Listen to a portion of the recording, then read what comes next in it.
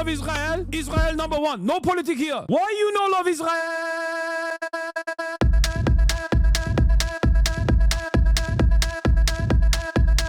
Oh, you hate it?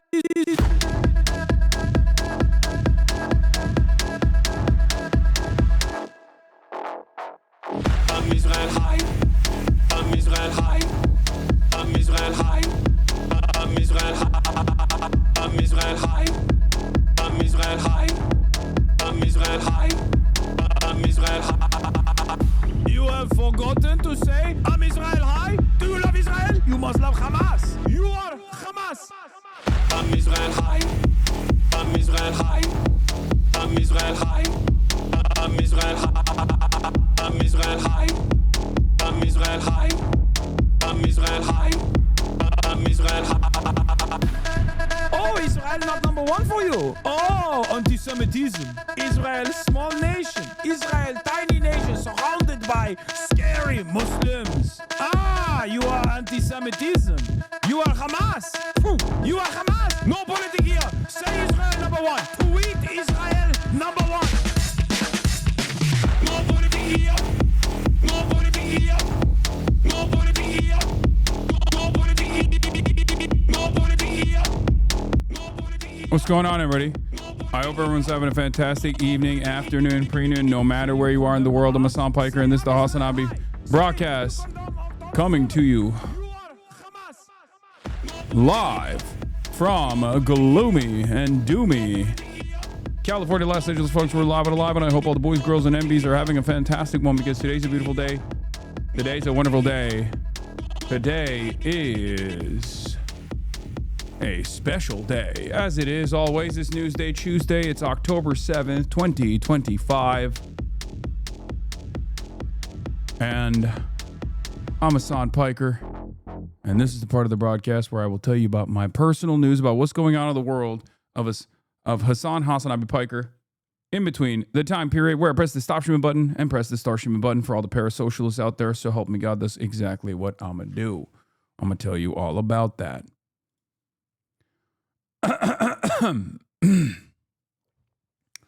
Folks. It is 67 degrees here in Los Angeles, California, and it's actually very cloudy and very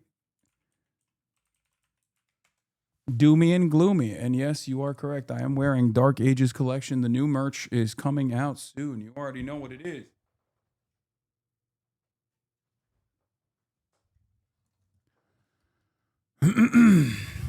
You like that? You like that metal style? You'll see a couple different new merch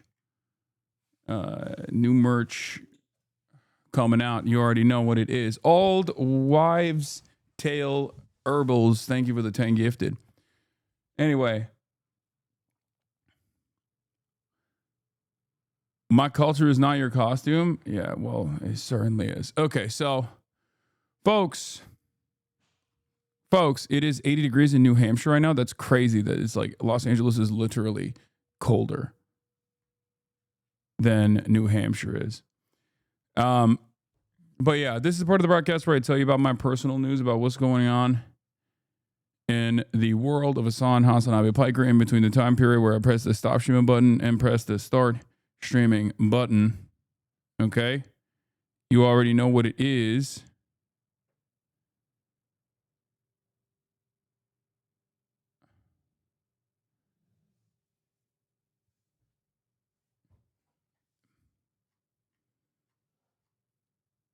Man, only 2 viewers falling off. You already know.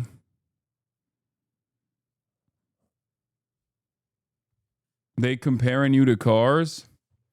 March made it on to Fox News.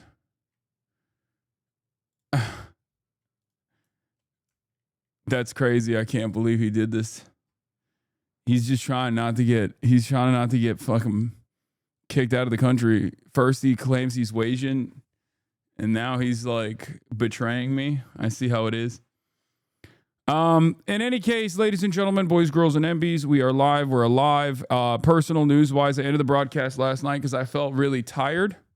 But I also wanted to spend some time with my family. And that's precisely what I did with Marat, with Marat's wife, with my mom. We hung out. They ordered dinner. I was supposed to not eat for the next 20. I was supposed to do a big fast for like 24 hours, maybe 30, or a little bit longer, maybe like 48-hour fast, to just try to do like a detox from all the shit that I ate. You know what I mean? But they ordered some chicken katsu, so I broke that.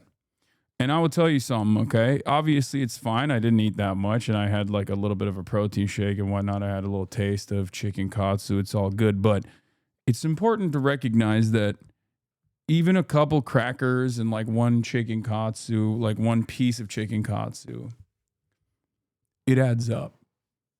Because I logged everything. Because I was like, I ate a couple things, a couple finger foods without even thinking about it. And then I logged it to see where I was at, like to see how many calories I consumed. And in your mind, you're thinking like, oh, it's got to be like 300. It was like 1,100 calories just off the rip for no reason, just like with finger foods. So in any case, don't log your food coming from a recovering fat girl. Well, from one recovering fat girl to the next, logging your food has been very helpful for me. Bro, your diet hasn't been fixed for like 3 months. Lock in already? No, I know. I haven't been able to lock in at all. It's been locking out. I've been locking out. It's been pretty hard to keep up with everything. What is this? Good video covering the current Venezuela situation from Preston Stewart. Isn't this guy like super fucking pro American gung-ho military guy, NatSec guy? He's like a NatSec TikToker. But I'll take a look at it. So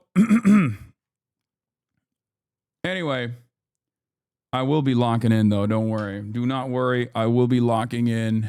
I'll be locking in spectacular style. Okay. I am already locked in. Let's be real. I'm already locked in. I'm locked in and not locked out. So I went to bed at 9, went to sleep. Okay. Went to sleep by 10, woke up at 4, watched a little bit of Code Gay Ass, passed the fuck back out, woke up at 7, and then I went and I bawled. I went and I bawled my freaking face off. Okay. And, you know, I'm not my cardio is ass, of course, because, you know, you put a couple pounds on, makes it more difficult to move around fast. But also on top of that, you're just, when you don't like consistently ball and you go back to it for a week, if you don't do like a lot of exercise for a week, it's just crazy. Who's on the cup? The king. To commemorate the ascension to the throne of His Majesty, King Charles III, September 8th, 2022. A commemorative mug I got from England. Commemorative mug I got from England specifically for when I was there, when he was getting commemorated, when he was getting crowned as the king. What part of Code Gay Ass are you on? I am on season 2 of Code Gay Ass. Did you see LeBron's big announcement? No. He's joining Hamas. That's what he was doing. October 7th decision, LeBron. Quite anti-Semitic if it's not about Israel. I mean, but yeah. Did you see this March Appreciation post? I think so, yeah. Complete cultural victory, complete cultural domination. Can you see that Dodge Ram over there? That's right, baby. We're selling them our trucks. That doesn't fit. That doesn't fit. That doesn't fit on the French roads, right? It blew my mind seeing that policeman out here. It blew my fucking mind. You need a special license to be able to drive that thing on European roads. Yeah, he was farming. He was farming aura. The audience POV yesterday, scroll to middle. Come with me to hear Aaron Parna stroke his own ego and for Hasan Piker to randomly be on the screen above him. This person doesn't like me, I don't think, because I saw this on my For You page, and like she was saying she was saying something along those lines. She was saying something along the lines of just like, oh, he like glazes Bernie or anything, something like that. And it's just like, did you not see like the things that I was talking about? You know, I was the only one on the panel that was like, hey, by the way, we're talking about a credibility crisis in mainstream media, but like you guys, one, directly participated in it, and two, it's a major part of this issue is Israel-Palestine. Like these guys won't openly call it out for what it is.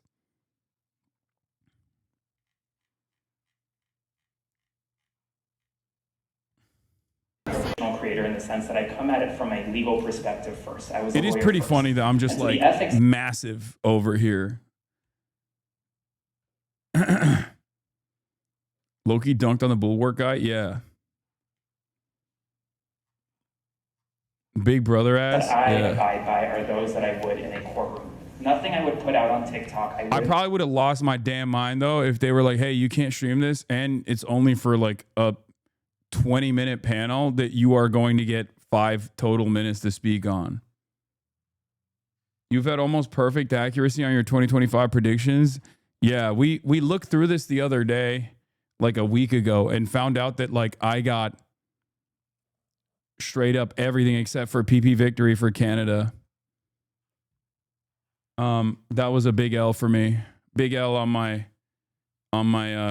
you know, Canadian. I pre-watched everything except for PP victory in Canada. That's it. But anyway, we'll look at that later as well. Let me blast off real quick. Okay. And then we'll get right into it. But yeah, personal news wise, obviously we're back. This is going to be a regular broadcast, you know, regular news, stuff like that. And I'll blast off and I'll get right into it because we got PP not winning his own seat was funny, and it was all because of Trump running his mouth before the election. Yeah, I didn't realize how much the Canadians would have gotten mad at Trump, like how much they would negatively radicalize against Trump and how much Pierre would have been negatively affected by it.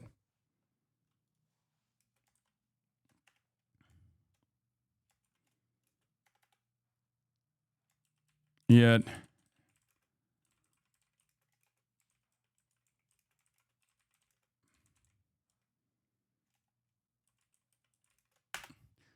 Um, 10/7 marks 2 years of genocide, yet everyone centers Israel in their remembrance. SCOTUS is back. Conversion therapy. Updates on the Gaza peace plan. Taylor Swift reactions. Canada's identity is 90% not being American. Yeah. I mean, I respect that. I thought that like Canadians had gotten that same brain poison, like the Alberta brain poison, but I'm so glad to know that Canadians, at least for the time being, are not as like brain rotted, I would say, as like Europeans are. Because like there is definitely a lot of momentum with like populist right framing in Canada as there is everywhere else.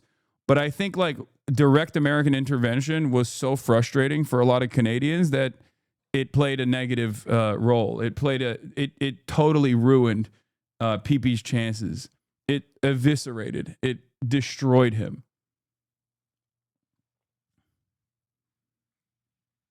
Clearly. Not that it matters. Obviously, like Mark Carney is still ass. Moist Critical got copy strike for reciting a couple lines from the Taylor Swift album in his video. He got the strike overturned, but still, yeah, we'll talk about T Swift. We'll talk about T Swifty. Some good, some bad. But you know.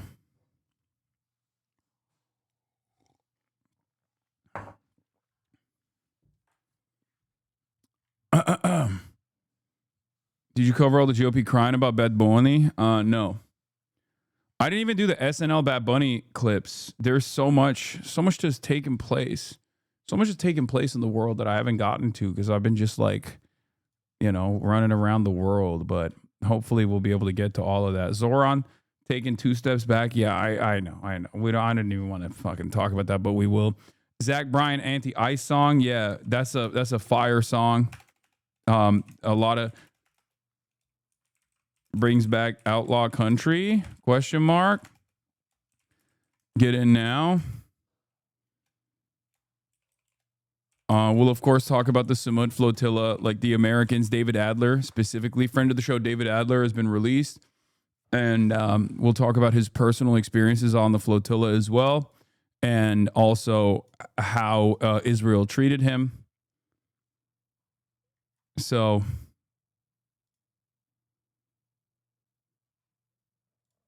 even Dr. Abdul, oh no, what did he say? Because I was actually talking to him about this specific thing, about how Democrats were missing the mark on this, on their messages. Did you see Jesse Waters use a repeat actor for his former Antifa segment, Lamau? How is Mark Carney bad? I personally don't like some of the things he's doing, but I want to know your criticisms about him. Chatters too. Oh, I'm thinking of Mark Carney's lackluster approach to Canada's involvement with Israel.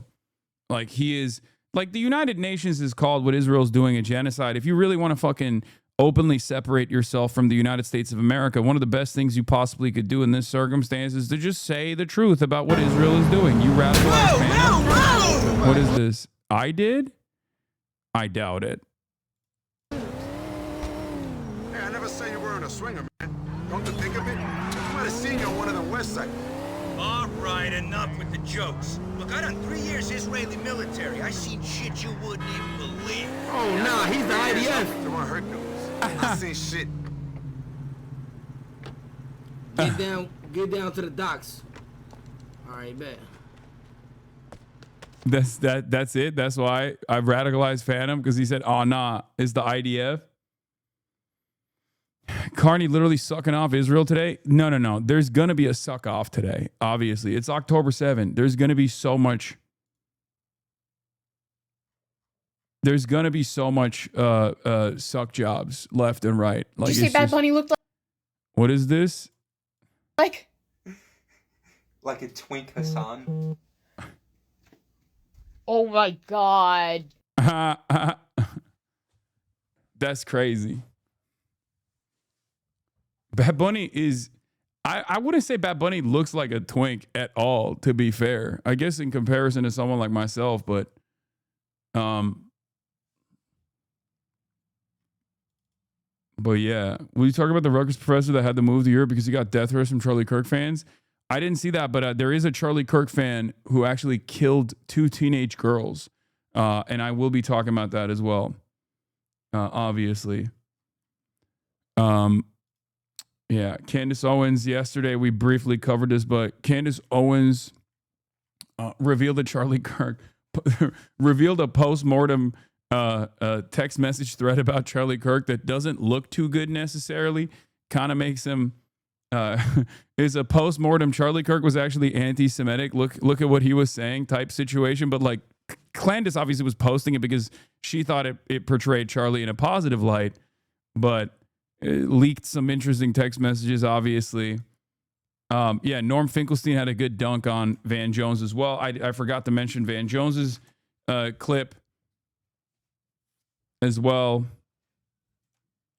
Did you hear Jordan Robinette Peterson is likely almost dead? I mean, that's not new. Hurts my soul seeing so many leftists take Candace Owens at face value. It's so funny because, like, she's just not very good at putting together, like, a convincing argument. At least for me, like, whenever I hear her try to talk about something, she just always comes across as, like, cuckoo for Cocoa Puffs. You know? And it's like, I should want to believe this narrative that, you know, Israel killed Charlie Kirk, right? I hate Israel. And this kind of false narrative actually moves the attention away from, like, the Antifa transgender, cynical smears, you know what I mean? Like, it just kind of separates people's attention at a time when if they were, like, more united, they could probably start doing, like, criminal prosecutions and whatnot. But she was so incredibly anti-Semitic and has been. And by the way, I don't use this term lightly, okay? I'm not the type of person who will just go around and start calling people anti-Semitic because they're anti-Israel. Obviously, that'd be pretty funny of me to do, right? Like, there are some people who just are straight up anti-Semitic. And that doesn't, invalidate the pro-Palestinian position even a little bit. There are just some people who I think hate Jews more than they care about saving Palestinians, right?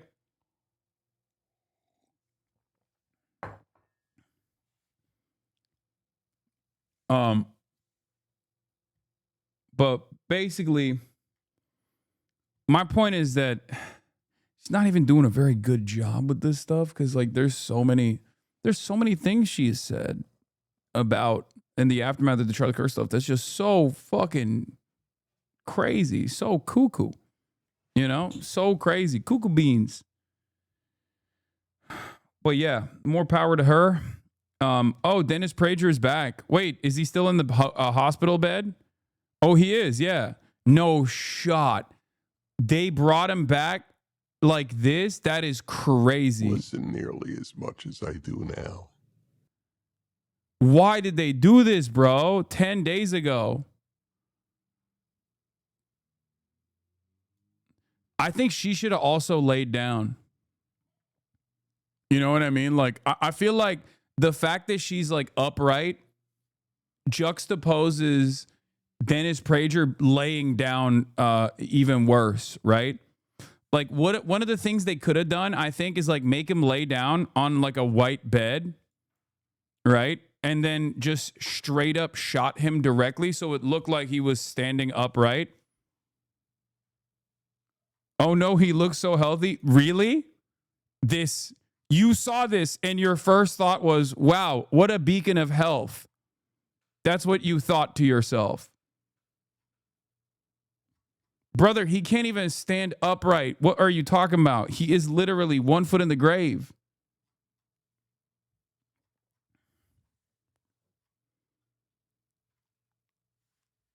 That's some Brandon Health look right there. No, Brandon clears Dennis Prager, because Brandon can at least like stand up straight. You know what I mean? This guy cannot, very clearly cannot stand up straight. So he just looks pretty cooked, if we're being real. I don't know what happened. I think he fell or something. It's just at that age, like, who knows? You know what I mean? I mean, he's so fucking old, man. Like, he is so old that at that point, it's just, it could be anything, right? He fell off almost as much as you. Fell about a year ago, spinal cord injury, paralyzed from the shoulders down. Oh shit, I didn't know that. I didn't realize he was like full tilt paralyzed.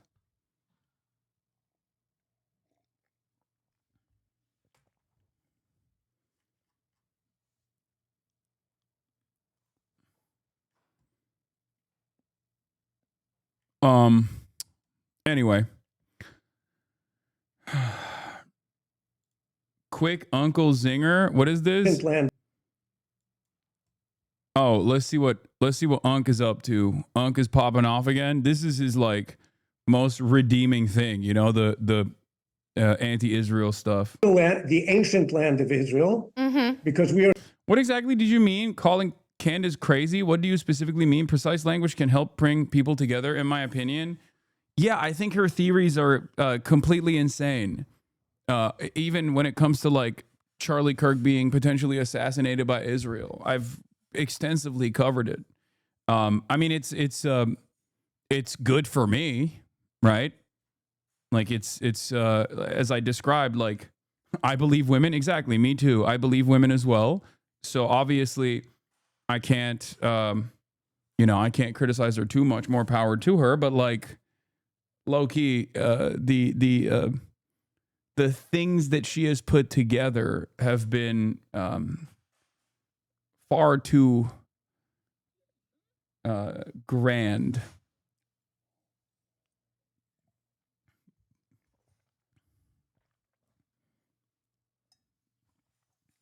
Yeah. She does stuff like this all the time. Like, there is a million different ways to attack Macron. And the only way not to attack Macron is by going into a legal battle where you are getting sued for defamation because you kept calling Macron's wife transgender. Like, she's literally a pedophile. Why don't you just say the truth that Macron's wife is a pedophile? Because if you were to say that, nobody could actually attack you because she actually is a pedophile. But instead of doing that, you had to go the extra step and make up some insane shit. You know? No exit wound is a biggie, though. Yes, there are inconsistent things with the Charlie Kirk assassination. There always will be. There always will be, like, people poking holes in the official narrative, and the official narrative is murky, and I don't discount that at all. It's just that if we're going to scrutinize the official narrative, we also need to scrutinize the counter narratives. And the counter narratives are the ones that are at least coming from Candace Owens. Some of them have new information that maybe the public previously had not acknowledged or knew about, but a lot of the counter narratives are just like crazy. Like, oh, there's actually a separate hole in the ground, and like it was a Jewish tunnel that someone popped out of, or it's too far-fetched for it to be potentially real. To put it simply, Candace Owens is a politics and drama YouTuber who warps celebrity news and true crime to fit primarily transphobic and anti-Semitic narratives. She also denies the Holocaust and says the real ethnic cleansing was of Germans. She's a grifter. Yeah, it's funny to see like a black woman do the whole like the Bolsheviks did the real genocide of Christians. Like, why doesn't anybody talk about that? It's like, bro, you are literally a black woman. Like, that is crazy. Because that is like, oh, the Jews are responsible for the death of like 60 million Christians. Narrative is like a white supremacist one. Like, that's not even your gripe. You know what I mean? That's not a conversation that you're a part of at all. It's also a ridiculous statement to begin with, because like, the Bolsheviks are goated, obviously. And what Christians were doing, what white Christians were doing to black women at the same time frame was not great, to say the least. Down.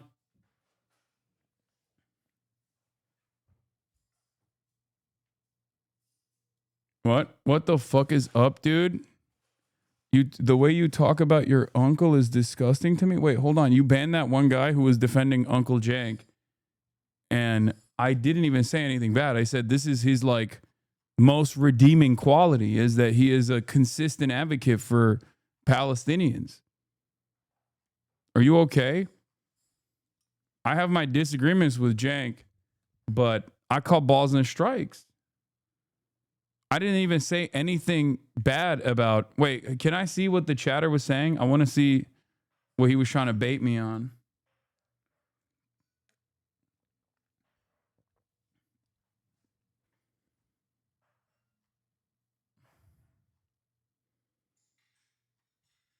All right, let's just run this real quick. The ancient land of Israel, because we are certainly not the least and maybe the most indigenous people to. I am a girl and I can't believe you banned me. First of all, I didn't. You just got timed out. Yeah, dude, I'm okay. No, you don't. I'm a lady. What is... Oh, this person was defending Candace Owens initially. Oh, this has got to be like a boomer lady, I suspect. I'm too old for this chat. I'm just here to send Hasan love and support from a New York City Afghan auntie while these dorks lie and smear his good name. I wanted to see my name with the cartoon Kai after 10 gifted 10 subs. Yeah, you're not supposed to give gifts and want something in return, but my heart wants what it wants. Oh my God. We got a New York City Afghan auntie in the chat who is a Kai Cenat watcher and gifter and is yelling at me saying I'm disrespectful to my uncle.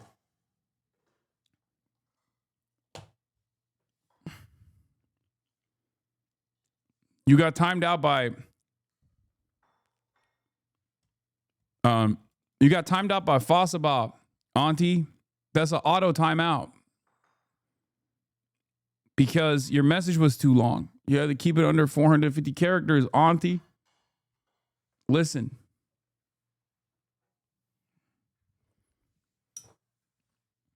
I think it's totally fine to have disagreements with your loved ones and your family members, as I am not shy about openly stating said disagreements. But at the end of the day, blood is thicker than water. I say it all the time. But if someone says they are not anti-Semitic, shouldn't we believe them? I'm not saying she's great. Wait, what? I don't understand why you think she's being disingenuous with her denying being anti-Semitic. And what is cuckoo? She's like defending. She was defending Candace Owens. Yeah, Candace Owens is a grifter in the way that, like, she's an OG grifter, right? As a black woman, she spent a good deal of time working for a Zionist white supremacist institution that was known as the Daily Wire. At the time, she was pro-Israel, obviously, but she was also still very much anti-Semitic. She said a whole bunch of stuff like, you know, Hitler just wanted to make Germany great. And nationalism isn't like a scary thing. Fascism, people keep saying it's fascism, but like Hitler just wanted to make Germany great.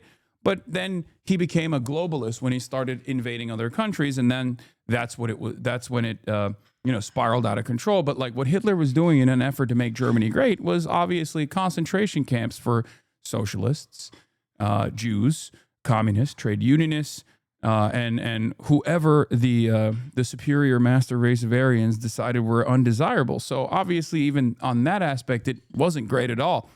So that was seen as, understandably, a deeply anti-Semitic thing to say.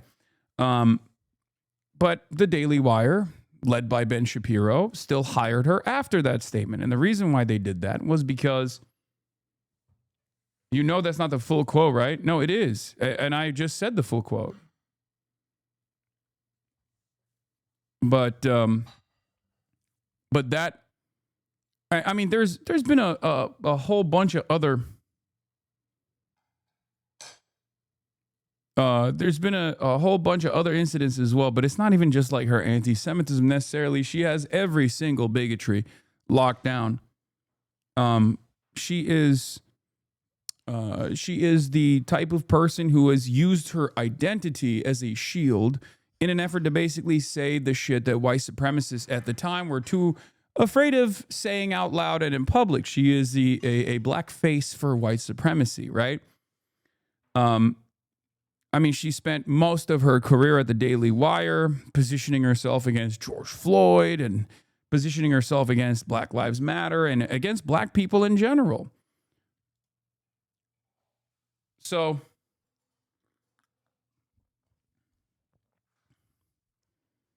love to scream hate when you refuse to see reason.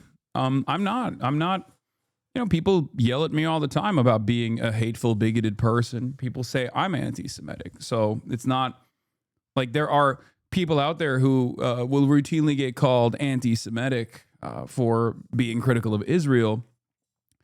Candace Owens was anti-Semitic and pro-Israel at the time when she was working at the Daily Wire. She got fired from the Daily Wire, not due to her anti-Semitism, but due to her anti-Israel position.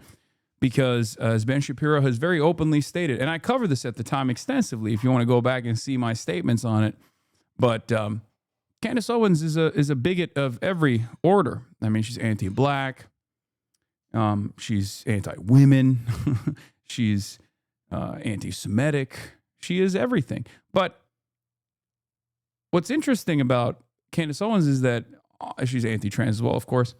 But she's not very good, I think, at packaging all this stuff. She does have a decent understanding of what gets her clicks, what gets her views. She does do a decent job of like merging, as another chatter was saying, true crime and like celebrity news with right-wing propaganda. And I think that's where she shines. That's definitely where she really pops off. That's why she's been able to, that's why she's become a ginormous force in the sphere of political commentary. But I do think it's interesting because like a lot of people just operate on this like weird binary where they think that like black people could not be servants of white supremacy. Like they can. And there are plenty of black Republicans who actually do this and play this role, play this job. I will say I do appreciate her not like going as aggro on the Islamophobia side as of late. So that's like, I guess, the one redeeming quality at a time when there's an unprecedented amount of Islamophobia out there. She has certainly scaled that back. But the point I was trying to make is that she doesn't necessarily do a good job of I think, building a convincing case on the things that she advocates for. It's like,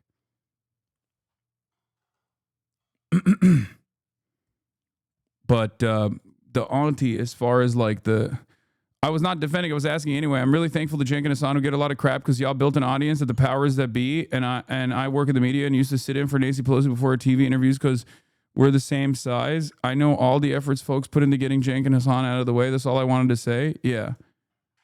Look, sorry, Cenk is an American hero. Yeah, it's funny that you're saying that because I was, saying that love him or hate him, this is the one area where he has been a consistent voice in pro-Palestinian advocacy. The ancient land of Israel, because we are certainly not the least and maybe the most indigenous people to the region. Until you, dude, you're Polish. There will never be peace in our region. We're the most indigenous people to the region. Oh, that's funny. He said, dude, you're Polish. Respect. Shaky Gurga is an American hero. I agree. I agree. Is she actually a Holocaust denier? I don't know. I mean, I wouldn't be surprised. I haven't dove too much into her anti-Semitism stuff, with the exception of that very famous Hitler just wanted to make Germany great quote, which I guess she's now saying was taken out of context. But I actually did give the full context of the quote, where she was defending nationalism, German nationalism, by saying nationalism is not a dirty word and people shouldn't actually think it's a dirty word. That was the argument that she was trying to make.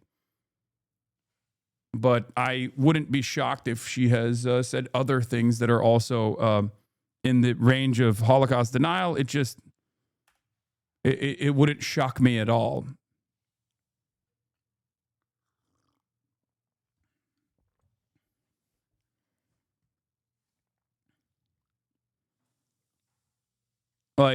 Douglas Murray is a monstrous dick rider of Israel, and he has made a living for many, many years talking about how nationalism isn't a dirty word, but at least he's smart enough not to associate it with Nazi Germany. He will always say, well, we shouldn't think nationalism is bad because the Germans fucked up and were stupid and wanted to murder Jews or whatever, right? That was his argument. Whereas for Clandis, she was like, nationalism is not a dirty word. And actually, German nationalism was good until Hitler decided to invade other countries. And then it became bad. And it's no, it was actually pretty bad. German nationalism in and of itself was really bad, as a matter of fact. Yeah. Oh my gosh. She has an entire... Candace Owens is basically, with the exception of being anti-Israel, I would say that with the exception of being anti-Israel, every single thing that he has said, I'm not saying every single thing that she believes, because I don't know what she actually believes, because she used to be anti-Trump, for example, back in 2016, before she got plucked by some incredibly Islamophobic ultra-Zionists, ironically enough, right? David Horowitz, rest in piss, and Ben Shapiro, ironically enough, were the reasons why she became this prominent fixture of Republican politics, because it was a bunch of ultra-Zionist, Islamophobic Jewish guys that literally plucked her and groomed her into becoming this force. And then she basically turned around and was like, actually, I'm anti-Semitic. And they were like, no, that's totally fine as long as you're pro-Israel. And she was like, of course I'm pro-Israel. And then she was like, I'm anti-Semitic and also anti-Israel. And they were like, whoa, whoa, whoa, whoa, what are you doing? You can't. That's not how this works. You're fired. That's literally what happened. Okay.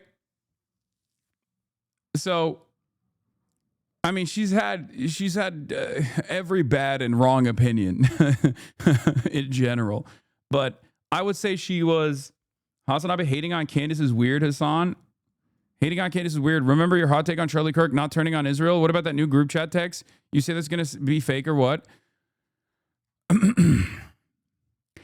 I do think that if you are tuning into Candace Owens' frequency, it's going to be quite difficult for me to convince you of anything because I'm sorry to say this, but you're kind of fucking stupid, okay?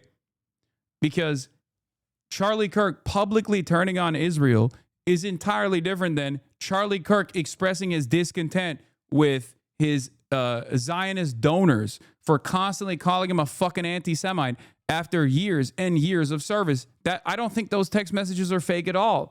I don't think you understand. I never said those text messages are fake. As a matter of fact, I actually applauded the gray zone reporting on the previous text messages and the previous Charlie Kirk meetup that took place with like Bill Ackman and whatnot. The only thing I'm calling into question is this false notion that Charlie Kirk was inevitably going to turn on Israel. These guys are shrewd political operators. They are tied to the hip with Donald Trump. And until Donald Trump turns on Israel, how do I know?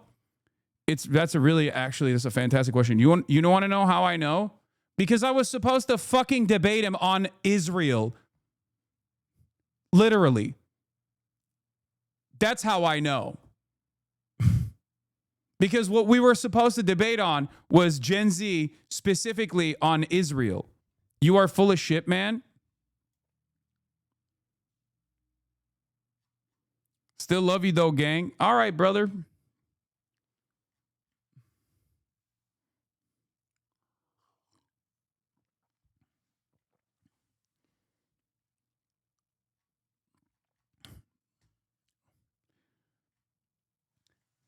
Charlie Kirk has never throughout his career sidestepped Donald Trump. He was attached to the hip. Once he was pro-Trump, he was initially anti-Trump, but once he became pro-Trump, he just stuck with Trump the entire way, and he got rewarded tremendously for it. And one of the best examples of Charlie Kirk actually recognizing that something was really fucked up was the Epstein stuff, right? But if you recall, his own personal convictions on the Epstein stuff played no role in his commentary because once he got the boss call from Donald Trump, he just straight up said, I'm done talking about Jeffrey Epstein. So do I think Charlie Kirk had a lot of anger and animosity towards Israel privately? Abso-fucking-lutely. They all do. Bill Clinton, literally in, I think it was 1996, came out of a meeting with Benjamin Netanyahu and very famously said, who the fuck does this guy think is the superpower here? Bill Clinton also still was a monstrous dick rider of Israel. It doesn't matter. These guys all fucking openly despise Benjamin Netanyahu and all of the arrogant Israeli envoys, but ultimately they still defend Israel. They're attached to the hip on Israel. You have to understand that, okay? You have to understand that. And Charlie Kirk, it was never going to sidestep the Trump administration. Charlie Kirk spent most of his career defending Israel aggressively, saying things that are heinous about the Palestinian population. You have to understand, people saying or people having their own personal opinions about like how fucking gross, arrogant, entitled, and annoying Israel is, does not actually change their output at all, does not change their decision making at all. Candace, being one of the only anti-Israel voices online, is going to cook the internet for the next decade, dude. She's hopping on this rocket ship and riding it to the moon, and these media illiterate Zoomers just eat this shit up. I know.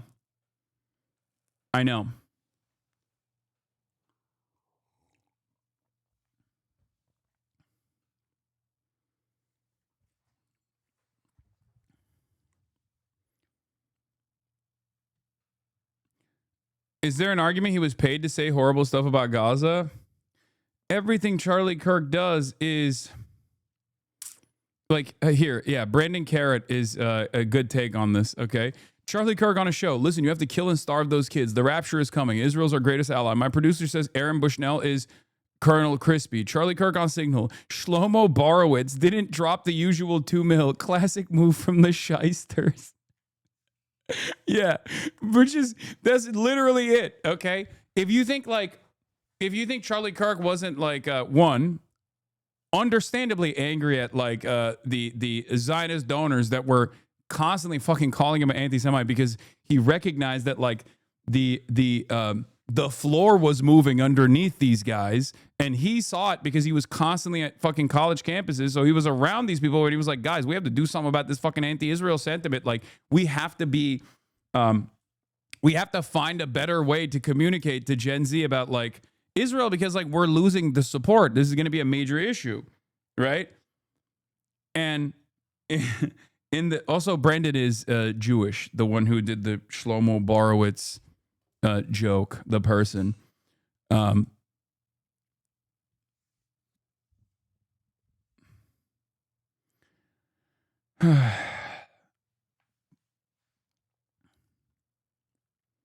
I said this before. It's like it's much easier to convince Americans to take an anti-Israel position on the virtues of like anti-Semitic conspiracies than it is to explain to them a materialist, explain to them why America is so attached to the hip to Israel with like materialist analysis, and then on top of that talking about like the consistent advocacy, the consistent and pervasive Zionist lobby and the Zionist influence network that exists in Western society, so that the money flow doesn't stop to Israel.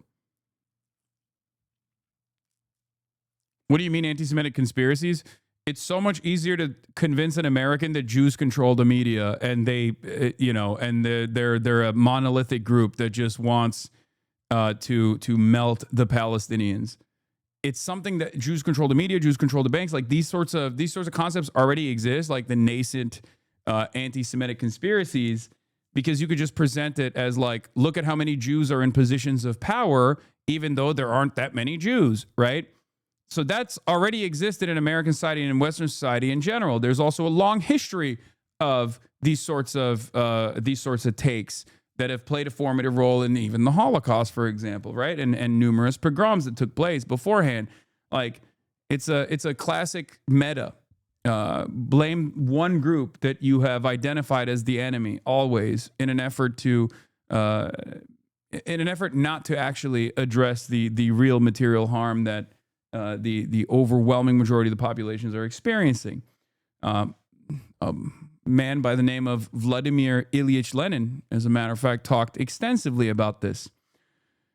The problem, however, I can't find any first-party direct source saying what you quoted about Bill Clinton. For someone who's against misinformation, I'd say you should research that quote. What, the Bill Clinton quote? Yeah,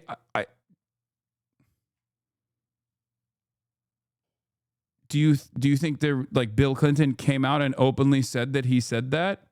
Because I don't think that's, I don't think you're going to arrive at that. It's always going to be secondhand.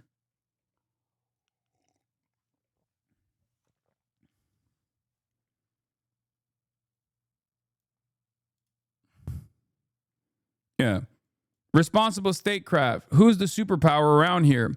After his first meeting with Israeli Prime Minister Benjamin Netanyahu in 1996, Bill Clinton vented his fury before his staff about his visitor's apparent presumptions about the balance of power in the bilateral relationship.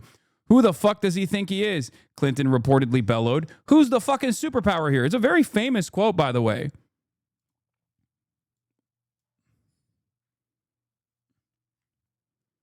Where did you ask? Wait, chatter, hold on. Not only is this like a super fucking famous quote, where did you ask? And why are you, and I know the answer. It's ChatGPT. You asked ChatGPT. You absolutely asked ChatGPT. And instead of actually doing your own research on this. Okay? But when I clicked on that source, it just kept going. Wait, what?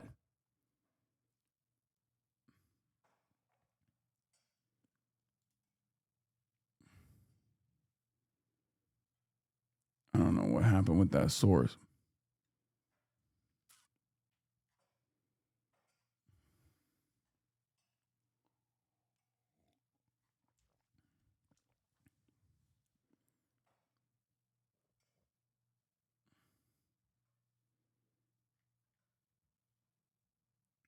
Anyway.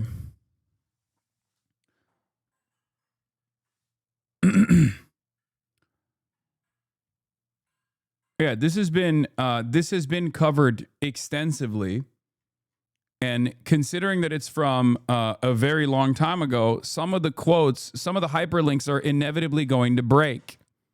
Okay.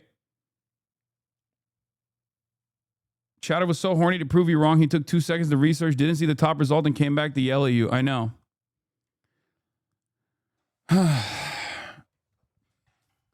I think you guys got to use your own brain every now and then. It's a very powerful tool you have at your disposal as opposed to using ChatGPT for everything.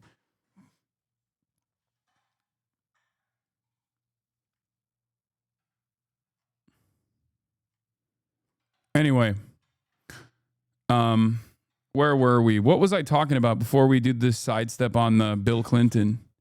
Oh, well, the reason why I was bringing up Bill Clinton is because, like, everyone has publicly and privately expressed their discontent with Israel and what Israel is doing, or with Israeli envoys and how fucking annoying they are, but it doesn't really matter because they still are attached to the hip with Israel. Donald Trump himself is actually a perfect example of this. If you don't actually recognize that there is a higher order, a higher priority here for every single person in a position of power in American politics, that you always have to, first and foremost, be pro-Israel, no matter how much you fucking hate people that are, no matter how much you fucking hate, like, the Israeli officials that are yelling at you because they're just so unimaginably fucking entitled. Okay? Y'all don't know that he used ChatGPT. Talk about misinformation. Don't believe everything your idols tell you. It's a good way to be, period. Why are y'all so against hearing other opinions out? What? No, man. Instead of using ChatGPT, I'm saying Google it. Like, use your own fucking brain, dude. What? That's not, AI is not a different opinion, dumbass. What the fuck? Oh, we're so cooked. I started off so good. Per Times of Israel, the quote is from the book, The Much Too Promised Land by Aaron David Miller, the deputy director of the White House's Israel-Palestine Peace Negotiation Team. Took one Google search. The roots of Netanyahu's presidential feuds. Okay. Netanyahu's first presidential feud was with Bill Clinton in the book, which isn't even true, by the way. His first presidential... Oh, well, I guess it was. For Netanyahu, it was Bill Clinton, yeah. In the book, The Much Too Promised Land, Aaron David Miller, deputy director of the White House's Arab-Israeli Peace Negotiations Team, wrote that during the first meeting in the summer in 1996, Netanyahu lectured Clinton about the Arab-Israeli conflict. Who the fuck does he think he is? Miller quoted Clinton as remarking. Who's the fucking superpower here? And there have been a million different instances of American leadership saying stuff like this over and over again about Israeli leadership. It doesn't matter because throughout time, they have still continuously... throughout time, America has still continued to defend Israel over and over again as Israel has become more and more belligerent and more violent.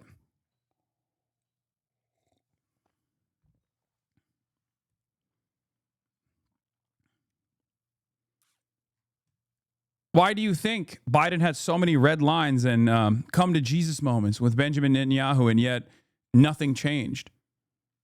Do you not find that to be strange? Do you not find that to be odd? That these guys always and forever consistently kept repeating like, oh, we got to put a stop to this, Jack. And yet no stops happen.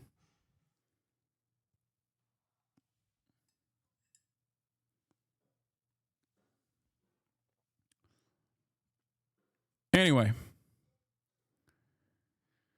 Let's get to modern day. Peace talks ongoing to end the war in Gaza. It's October 7. Obviously, Israel is really amplifying the Remember October 7 propaganda. October 7, 2023 should be a reminder that we are turning the page and getting into the third year of Israel's Holocaust of the Palestinian population in Gaza. We are now in the third year. It's been 2 whole years, which sounds so fucking crazy when you think about it. You're like 2 entire years. 2 entire years. October 7, 2024 was the first year of Israel's genocide of the Palestinians. And October 7, 2025, today, is the end of the second year.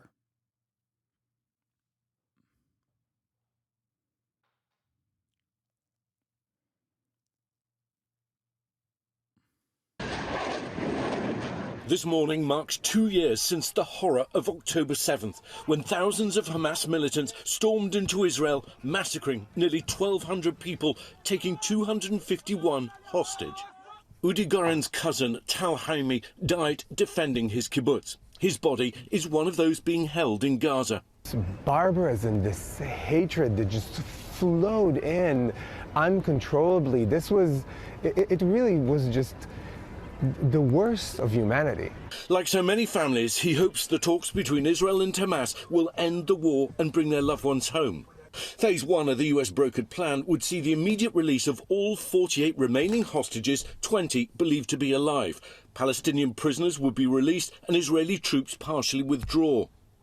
But a key sticking point, I think one of the craziest aspects of like the relitigation of October 7 over and over again in an effort to justify Israel's bloody murder campaign, Israel's Holocaust of the Palestinians, is that it is somehow the most televised and the most like filmed act of terror, but it's also the most lied about. Okay? Because there are things that you can point to that are active, like war crimes, right? Regardless of the fact that, and you're supposed to match it up with 75 years of apartheid, of course, at the end of the day. But even then, right, there are things that you can present that took place that are war crimes. But that wasn't enough. Israel had to literally just straight up fucking lie about virtually every aspect of October 7. And not only that, but also still to this fucking day, there have been admissions of the Hannibal Directive being utilized on October 7 on the Israeli civilian population, both with the people that were escaping the Nova Festival and also certainly in the kibbutzim. We still do not have any conclusive evidence. No investigations have been taking place on the Israeli side that directly points to how many the IDF actually ended up killing of their own civilians and their own military members as well. Shocking. It's been 2 fucking years and we still do not know. We do know that the Hannibal Directive was applied. And for those of you who don't know, Hannibal Directive not used, lie. 40 beheaded babies, lie. Bombing of a hospital, lie. I mean, yeah. But it is remarkable, to me at least, it is remarkable to me that there are still so many questions left unaddressed, left unanswered. People still turn around and say, 1,200 Israelis were killed, making it seem as though every single person was a civilian. That's not the truth, obviously. The Hannibal Directive, for those of you who still are oblivious to it, is an Israeli military doctrine that dictates that it is better for Israel, the armed forces, to kill an Israeli that has been captured by the resistance forces than it is to leave them alive and allow them to be a bargaining chip for leverage in the hands of the resistance forces. It sounds insane, but it is straight up a part of Israeli military protocol. And not only is it a straight up part of Israeli military protocol, it was absolutely utilized on October 7. We know this because the defense secretary at the time, Yoav Gallant, international war criminal Yoav Gallant, openly admitted to the utilization of the Hannibal Doctrine on October 7. The attacks on the kibbutz and the music festival were awful. It was all recorded. It's just a horrible situation. Israel still chose to lie and make it sound like something from a movie. They just had to make genocide propaganda instead of reporting the truth and engaging in real hostage negotiations. Yeah, there was a deliberate reason for it. It's because, one, this was a real scar for a supremacist ideology, for a nation that is designed around a supremacist ideology. This was a major blow to their confidence. Okay, so that was one of the aspects. So like there is a sense of there was a genuine interest in it was genuine. Like the people did go genuinely insane. Okay, that is true. But also, because like, how dare these barbaric hordes actually rise up against us and strike this devastating of a blow against our superior peoples, right? Like they're supposed to be kept docile. They're supposed to be kept servile. It's like the Nat Turner Rebellion. So that certainly bricked the collective consciousness of Israeli society. But also on top of that, the reason for why they really beefed up the atrocity propaganda on October 7, in spite of the fact that there was very real atrocities that they could have just pointed at, right, was because they wanted to heighten international support. And they did. They successfully did get a lot of international support because Western leaders were totally willing to lean into ridiculous narratives that were very quickly and immediately discounted. Like people fact checked it early on and found that like a lot of the major narratives that they were driving were just completely made up. The babies being beheaded, babies being thrown in ovens, like mass rapes directed by Hamas, like all of this stuff was completely fucking made up. Whole cloth. Okay? And yet that didn't stop Western leadership, including Joseph Robinette Biden, from advancing these narratives and then quietly apologizing, having his staffers quietly apologize for even revealing this misinformation. You had esteemed, trusted, signature legacy publishers like the New York Times also playing a formative role in advancing this narrative of barbarism beyond the actual atrocities that took place. And obviously on the most extreme end, you had people like Rabbi Shmuley saying that Hamas was cutting off the breasts of Israeli women and playing soccer with the cut off breasts of Israeli women. Like just totally psychotic shit.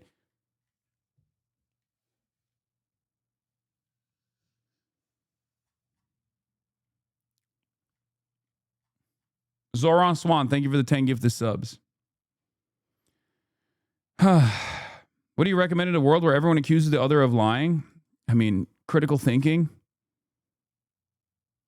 Yeah, the lie about babies in ovens is a lot more sinister than just propaganda. Israeli forces have in fact killed babies in ovens, but when you Google that, guess what happens? Guess what appears first? Weren't Israeli forces that did that. Those were Zionist forces before the inception of the nation state of Israel. What you are talking about is Deir Yassin, okay? In Deir Yassin in 1947, a year prior to the completion of the Nakba, the early Zionist brigades with, I think it was Lihi and Irgun, the paramilitaries, actually did throw a baker's child in an oven and made the baker watch and then threw the baker in the oven after him. All of those Zionist brigades then, of course, became the IDF. You had Haganah, you had Irgun, you had Lihi, and numerous other brigades. They all basically formed the Israeli occupying forces, the Israeli Defense Force, as is known.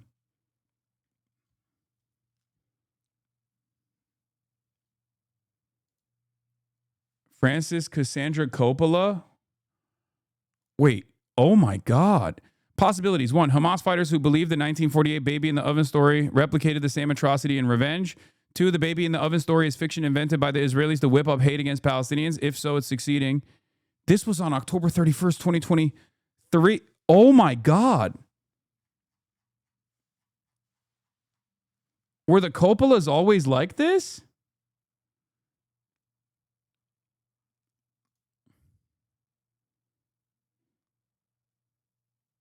Is she a part of the Coppola family?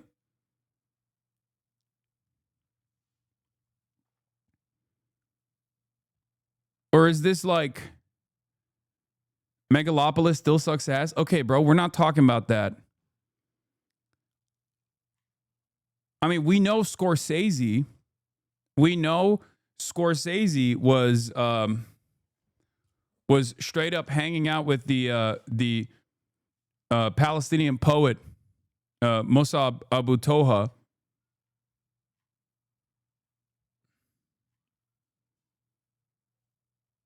But maybe she's not related to the other Coppolas.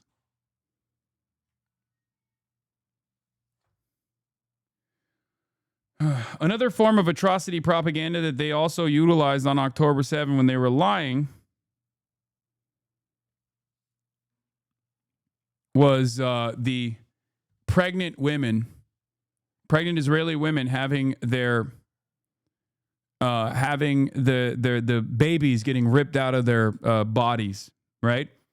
That actually didn't happen on October 7, but it is a atrocity that took place in the hands of Phalangist militias in the Sabra and Shatila massacre, which was also directed by Israel against both Palestinian refugees that were in Sabra and Shatila, and also the Shia Lebanese population that was in the area as well. Anyway, just something to remember. So a lot of the atrocity propaganda that these guys beefed up in the aftermath of October 7 and they ran around with were things that either Zionist brigades or the Israeli occupying forces had directly done or had overseen being done to the Palestinian population. It could come in phase 2, which demands Hamas disarm and relinquish control of Gaza. But President Trump optimistic about the chances of success. We're going to have a Gaza deal, I'm pretty sure, yeah. Growing numbers of Israelis now demanding an end to the war and the return of the hostages, among them the bodies of 2 Americans, Omar Nutra and Itai Chen. The deal could also bring an end to the suffering in Gaza. More than 67,000 Palestinians killed in this war, according to the Hamas-run health ministry. Human rights groups saying many are now suffering from famine, something Israel denies. Our team witnessing the suffering up close. 2-year-old Farazia Kabat dying of starvation Monday, according to local doctors. His father, Mustafa, told by doctors that his son hadn't survived after being admitted to the ICU just 5 days earlier. Millions of Palestinians and Israelis now desperate for a deal to finally end. It's hard to find the right words. It's beyond what anyone would ever want to imagine, much less, God forbid, experience. A baby, an infant, riddled with bullets, soldiers beheaded, young people burned alive. I could go on, but it's simply depravity in the worst imaginable way. Anthony Blinken, 12th of October, 2023. No. You're being bad.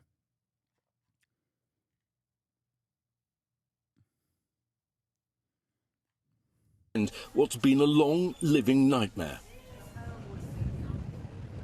Well, those talks are now into their second day. The Qatari foreign minister just speaking, saying they lasted 4 hours yesterday. Everyone feels that it's still on track, hoping a deal by the end of the week. Michael? Yeah, we all hope for that. Thank you so much, Ian. We're going to be talking about trade. We're going to be talking about a lot of different things. We'll certainly be talking about Gaza. So what I'm learning is that the atrocity propaganda not only has a dual purpose, but the primary purpose is the overriding of their own atrocity by selecting the same crimes on October 7 because the consent had already existed amongst the G7/core already.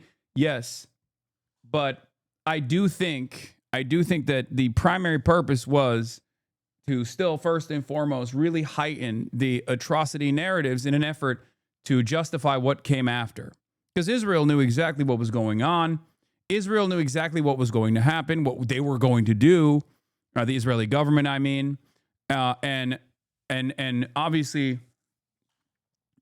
people who had been engaging in pro-Palestinian advocacy also knew exactly what was about to take place and what came before October 7, right? There's a reason why people like myself, from the start, were very careful with communicating exactly who was responsible for October 7. There were definitely some who went above and beyond when they were talking about the events that were taking place because they thought that they could get away with even a fraction of the callous ways in which the pro-Israel crowd speaks on these issues, right? You can't do that. It sucks, but you can't do that. And we're not even talking about like whether you should do that or not. I'm not relitigating that, okay? But it is obvious that there is not only an asymmetry with the ways in which Israel gets to do whatever the fuck it wants versus the retaliation or the resistance against such atrocities, but that asymmetry also certainly exists in the messaging realm, okay? That asymmetry certainly exists in the ways in which people defend Israel's atrocities and defend Israel's genocide. They can be as ridiculous as they want. They can be as bloodthirsty as they want. Look at Randy Fine.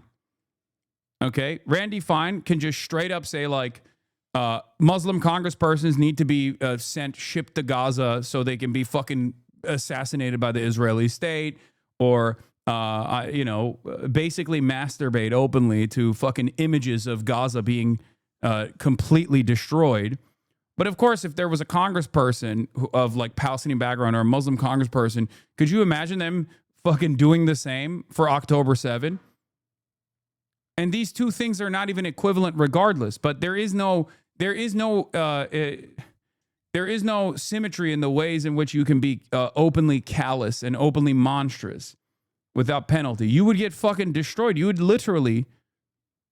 not only lose your job, you'd probably go to prison if you were to speak about Jews in the way that like Randy Fine speaks about Muslims, or if you spoke about Israel in the way that defenders of Israel speak openly about the victims on the Palestinian side.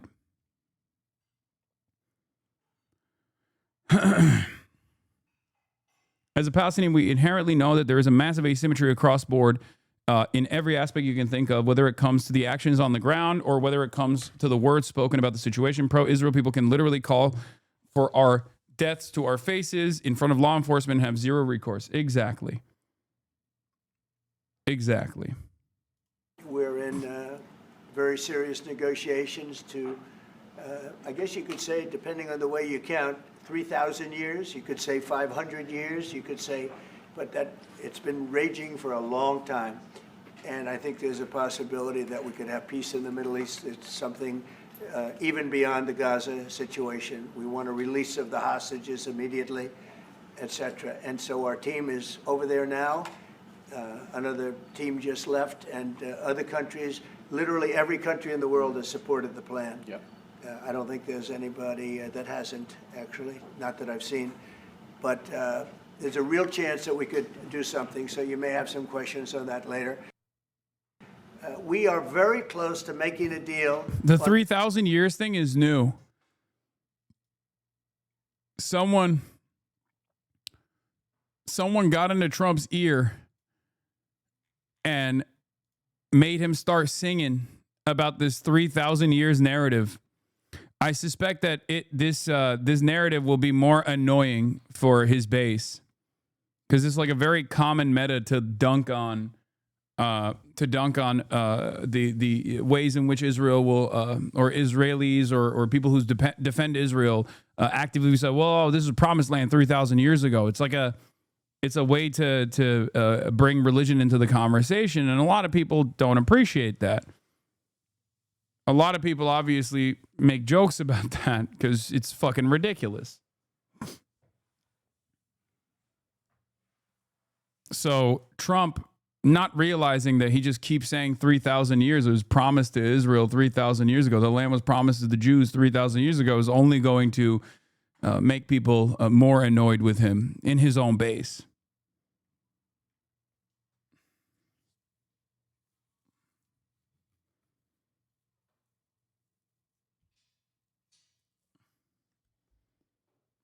You are underestimating the evangelical base? No, the evangelical base is gone. They're fucking insane. I'm not talking about the evangelical base. Trump's entire base of support is not just the rabid Christian evangelical Zionists. He needs support from a broader base if it chips away throughout time. And what remains is just like the rabid evangelical Zionists that support him, then he can't actually continue doing the stuff that he's doing.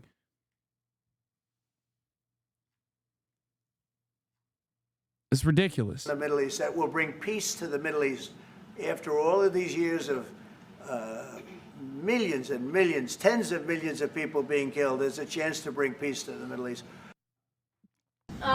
What guarantees are you giving your Arab partners that Israel will not resume its offensive after the hostages are released? Well, the primary guarantee is once this deal happens, if it does happen, look, they're in negotiations right now. We are going to do everything possible. We have a lot of power, and we're going to do everything possible to make sure everybody adheres to the deal. Students ignore Starmer's call to respect the 7th of October anniversary.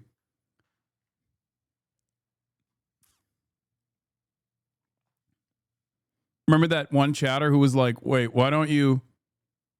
I guess that was Marx Carney. He was asking about Marx Carney, but I love the British framing on this issue, okay? Where it's like, oh, dude, come on. At least like respect Yom Kippur, you know? Don't do an anti-Israel protest on Yom Kippur. Don't do an anti-Israel protest on October 7. It's like, what are you talking about? Has the genocide stopped? No, then it's valid for people to continue protesting. Suck my dick. Yeah, today is Condom Hummus Day. Nope. Not even a fucking little bit. Because remember, okay? And obviously a lot of people are yelling at Zoran, understandably, for his way of framing this as well. Okay? Everyone is going to give awful statements on this. I do not think a single person in American politics, no matter how supposedly base they are, is going to look at the situation and be like, October 7 marks 2 years of Israel's genocide. Okay? That's it.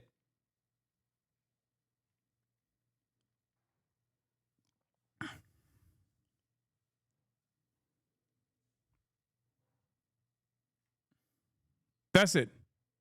2 years. Yeah, Zoran came out and made this statement. 2 years ago today, Hamas carried out a horrific war crime, killing more than 1,100 Israelis and kidnapping 250 more. I mourn these lives and pray for the safe return of every hostage still held and for every family whose lives were torn apart by these atrocities. In the aftermath of that day, like you can say this on October 8th, 2023. You can say this maybe in the first, not even in the first year, marking the first year of the genocide. But like, you know, the time for October 7 recognitions has completely fucking, we've moved on. Okay? This is ridiculous. Especially because Israel does not give a fuck about the hostages. Israel has consistently shown that they do not give a fuck about the hostages. They've killed hostages. Sometimes they've directly shot hostages and murdered them. Other times they have blown up buildings where some of the hostages and prisoners of war were staying in. The families of the hostages have also stated over and over again that the Israeli government does not give a fuck about them and their family members. Dylan Saba says, Hamas committed a singular crime. Mamdani does not distinguish between military and civilian targets or casualties, instead of labeling the entire operation and armed resistance as such as criminal, whereas Netanyahu launched a war. These kinds of mealy-mouthed proclamations pretend to be rooted in universalism. Peace must be pursued through diplomacy, not war crimes, but at essence affirm the permanent subjugation of the oppressed and the illegality of revolution. Okay? If he does not want to engage this hard truth, he should just be silent. The Palestinians are not political pawns for him to use or condemn based on the exigencies of electoral politics, solidarity, or nothing. Does this not concern you? It does. It concerns me twofold. One, because this is a guy who has literally been hounded by Canary Mission and all these other fucking places in perpetuity for his consistent advocacy for the Palestinian emancipation. They're not going to fucking turn around and all of a sudden be like, yeah, this Muslim guy who was an anti-Zionist for his entire activism is all of a sudden good now. You know what I mean? Yeah. Mahmoud Mamdani, Zoran's father, Palestinians have a right to resist. This is a colonial occupation, not a conflict. May 12th, 2021. It's true. They do have a right to resist. Like, on the one hand, I make no... I don't mix my words when talking about, like, the events that transpired on October 7, right? There is, you know, there were atrocities that took place on October 7. It's true. Having said that, you have to always match the events that took place on October 7 within the proper framework of existing under colonial subjugation. Okay? Yes, I don't mince words. Sorry, not mix words. ESL. I don't mince words. It's true. Right? So the crimes that took place on October 7 have to be seen within the proper context. Within the proper context of 75 years of settler colonial apartheid oppression, death and destruction, numerous October 7s had taken place prior upon the Palestinian population. Numerous October 7s. And I think people that still carry water, or people that still heighten the death and destruction of October 7 and the atrocities of October 7 in these words are, in my opinion, carrying a little bit of water, whether inadvertently or deliberately, for the ongoing genocide. Okay? Because we have to understand the asymmetry that exists here between a Palestinian death, which is collateralized, which is seen as just like a number, a statistic, an unfortunate statistic, if at that, versus every Israeli death is a tragedy. Every single one. When Israelis die, that is a horrible tragedy that took place. But when Palestinians die, when Palestinians are killed, right? When an Israeli is killed, horrifying tragedy. It's the most significant thing that has ever taken place. Okay, we must mourn. We must change the way we talk about everything. And yet when Palestinians are killed, when they're slaughtered en masse, when they are being genocided, no such considerations exist.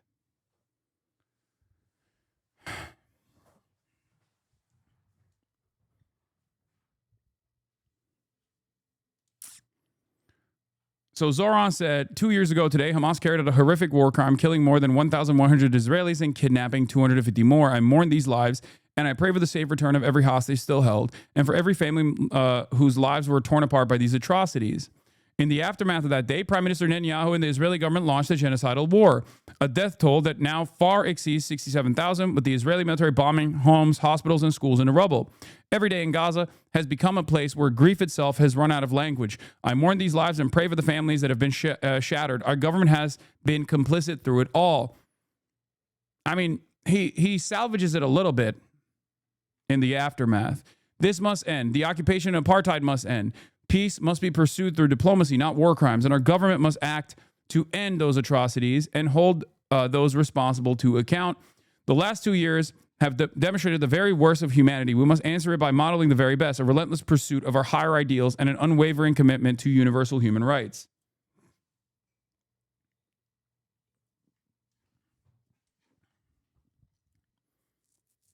The genocidal war thing, like people are hyper focusing on the rest of this stuff, but it's not bad.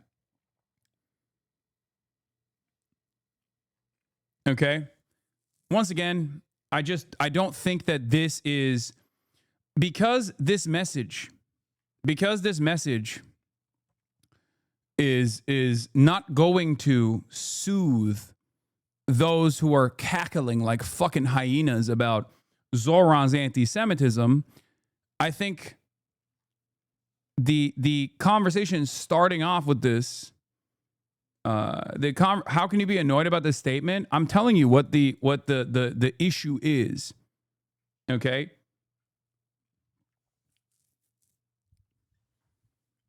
I don't think you guys are understanding my the criticisms that I have, because October 7 is being utilized as a justification for the genocide that has unfolded after. Okay?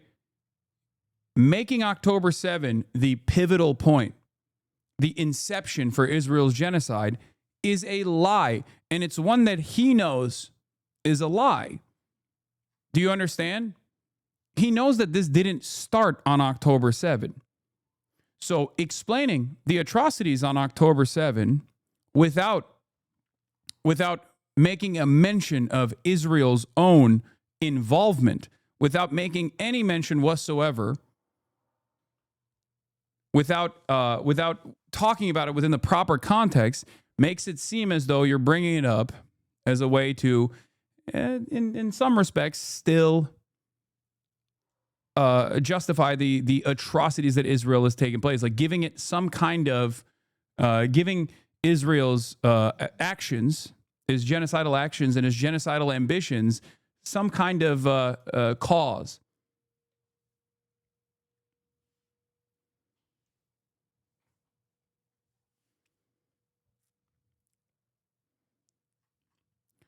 Here's what Rua said. Statement on the 2-year anniversary of October 7 and ongoing genocide. For 2 years, we have witnessed atrocities beyond human comprehension. 2 years of horrific violence, mass displacement, and incalculable loss. I'm telling you right now, guys, Zoran doesn't believe that. I know for a fact that he doesn't believe that because, you know, it's just, if you have been an advocate for Palestinian emancipation for decades prior to this, it comes from a recognition of the humanity of Palestinians from the start. Okay?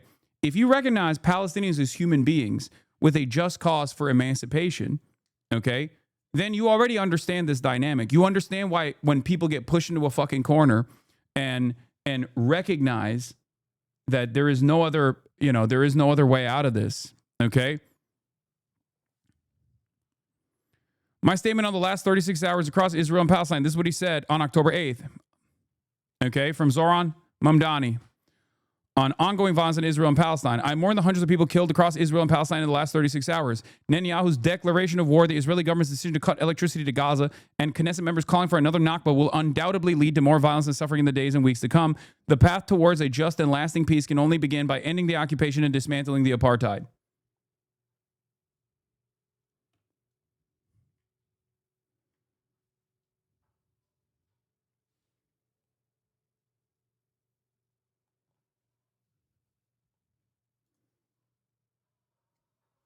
Look at that statement when he wasn't running for mayor.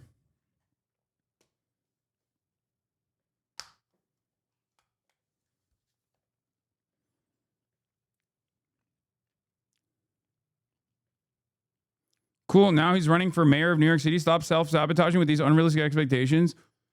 Brother, I'm not saying he should be saying praise the fucking heroes of the Al-Qassam brigades or some shit. What are you talking about?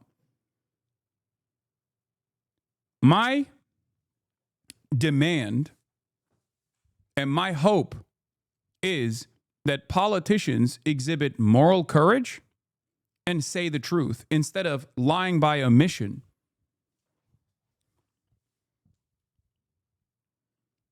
How do you not understand that? My demand isn't that Zoran. My demand isn't that the fucking, Zoran goes above and beyond. I think the omission in his statement comes from the fact that there is an evening out a mention of October 7, which then creates a justification structure for Israel's actions, making it seem as though that's when it started, okay, which is incorrect.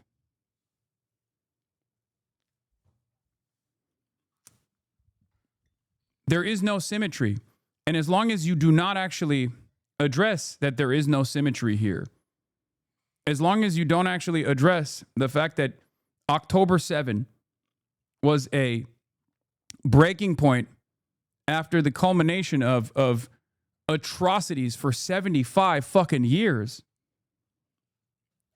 then you are basically, once again, creating a permission structure for Israel's violence, even if it's subtle, and simultaneously lying by omission.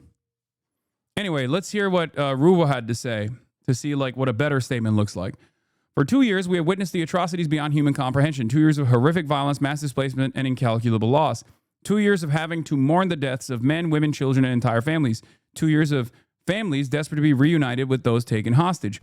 We remain angry, heartbroken, and once again, call on our leaders to bring an end to the destruction that has killed at least 67,000 Palestinians and more than 1,100 Israelis. Sadly, our leaders continue to fail us. I mean, that's, whatever.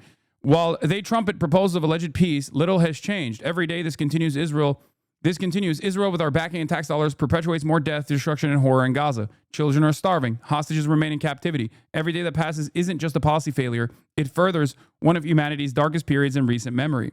Today, we reiterate our calls to stop sending bombs in violation of our laws. We reaffirm the need for leaders to reach a just solution and a lasting peace agreement for all those living in the region. We echo the demands for the release of Israeli and Palestinian hostages. May the children born today grow up without genocide, apartheid, and oppressive cycles that perpetuate more violence. May we all have the courage to end decades of violence and bloodshed that's claimed so many lives. Together, we can bring an end to this nightmare. So, I think ultimately, if you put it within the confines of like if you look at this within the framework of like well established and consequential atrocities that took place, it'll help you understand what the issue is, right? It would be akin to speaking out against the Warsaw Ghetto Uprising by saying the partisans, Jewish partisans, carried out a horrific war crime in the Warsaw Ghetto. Killing Nazis and also civilians in the process and kidnapping others. I mourn the lives lost in the Warsaw Ghetto Uprising. And I pray for the safe return of the Nazi soldiers and also the civilians. Okay? If you were to say something along those lines, if you were to talk about the Warsaw Ghetto Uprising or any sort of militancy that came from Jewish partisans at the time, as October 7, as the Holocaust was taking place, I think most people would understand that that is a false equivalency. The same goes for the Nat Turner Rebellion.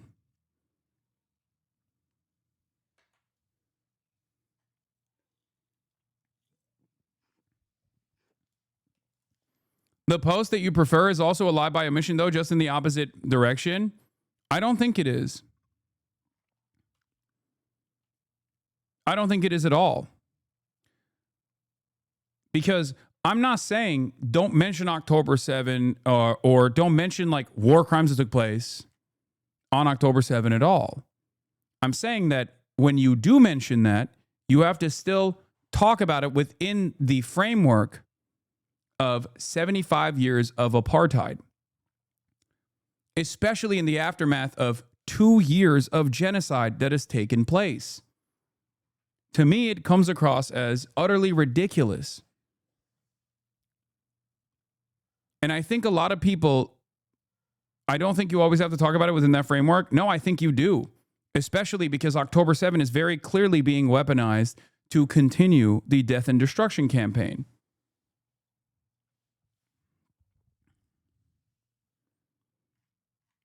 That's my take. I think Mamdani's made it very clear with his rhetoric that he's pro-Palestine and anti-Zionist. Oh, I agree. I'm not saying that he is. I'm not saying that he is fallen by the wayside or he's like been compromised. It's like Zoran is CIA or any of those things. Okay, I'm actually looking at this exclusively within the framework of optics. Okay, I don't think his heart has changed. I don't think his mindset has changed at all. Okay. Bro, you've said October 7th was bad. Should we be dogpiling you too? I always talk about it within the framework of colonial occupation, though. Okay? Just simply leaving it as such is allowing people to take advantage of this this kind of rhetoric. And his own statement, when we're looking at this simply from an optics perspective, I also don't think this is going to work. Okay? This doesn't mean that all of a sudden you should go and vote for like Curtis Sliwa, obviously. That's not what I'm talking about at all. In terms of, within the confines of electoralism, Zoran is above and beyond. Make no mistake. But my job is to also look at statements such as this one and remind people that there is a specific reason for why he is saying this, right? And in the aftermath of thousands of October 7s that he also personally recognizes Palestinians have faced, it's not even appropriate to say October 7s as though Israel is conducting, boots on the ground military warfare and doing October 7s. Like Israel has access to every single Palestinian. Israel has access to their phones. Israel knows where they live. And Israel has utilized that as a belligerent occupier. Israel has access to all of the aid that goes into the Strip and had access to all the aid that went into the Strip prior to October 7 as well. Israel's taken thousands of Palestinians hostage. There is no equivocation here. It's just not. It's not something that that you can approach as though it's like there is no symmetry whatsoever. And when you approach it like this, you're not even making anybody on the opposing side feel more comfortable, because all of the things that come after is what Zionists care about. This is already unacceptable. The very fact that your name is Zohran Kwame Mamdani and that you are a Muslim anti-Zionist is already unacceptable for them. So, you have to ask, like, who is this for? And I guess maybe it's for the squishy liberals who obviously want the scary Muslim man to at least like say the right word, or people who obviously see him as a shining bright light in a new way to do politics in this country. Will obviously overlook this statement. I just personally think that statements such as this one are not actually going to win him favors with a lot of people, because the pro-genocide people are still going to call him a fucking terrorist today. They're going to call him a terrorist tomorrow, and they're going to try to continue to do everything they can to unseat him, to make sure that he doesn't win the election.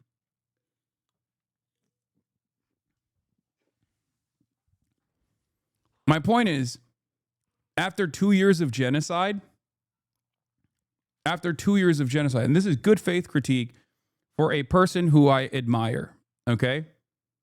I don't care if the ultras or some in the pro-Palestinian crowd get mad at me for saying this. I have, I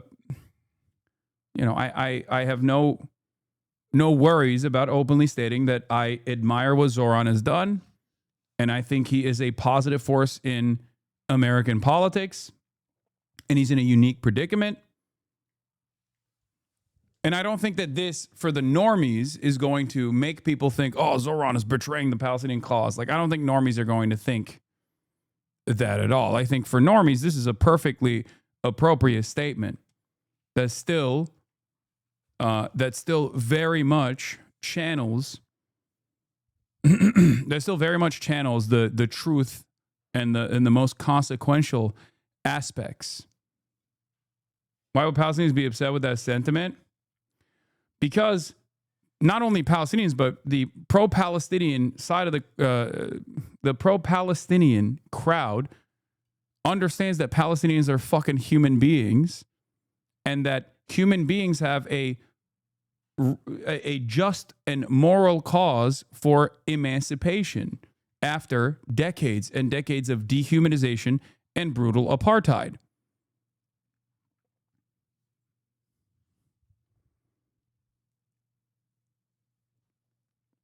So when you create an equivocation between the actions and make it seem as though October 7 is the starting point for Israel's genocide, you end up doing the thing that, kind of Bernie has been doing as well. It's an admission that Palestinian lives are just simply worth less. There is no justification for genocide. And I think that should be stated. If you're anti-genocide, like I am, you should recognize that. Saying that this did not start on October 7 is appropriate. Saying that there is no amount of atrocity that justifies the horrific nature of Israel's genocide appropriate is the truth. That's it.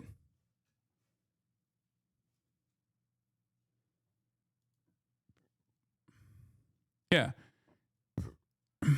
This is nauseating. Mamdani is little more than a Muslim terrorist. It is a disgrace he was ever granted citizenship. It should be stripped and he should be deported to the Ugandan shithole he came from. This is the outcome of pandering and capitulating because it's never enough for them. So why not just stand on your beliefs instead of losing both sides? I don't think he's losing the pro-Palestinian side. By and large, the average American that finds himself to be openly anti-Zionist, including people in my community, are not going to fucking look at this and be like, I can't believe he did this. Fuck this guy. There are some who will say that, and it doesn't matter. I care more about the signaling.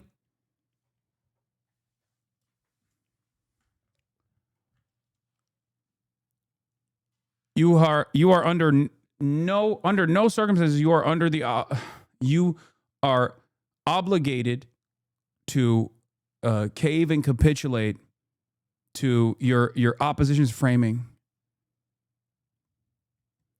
Look at this. Why can't we condemn the October 7 genocide? You think October 7 was a genocide? You think October 7 was a genocide?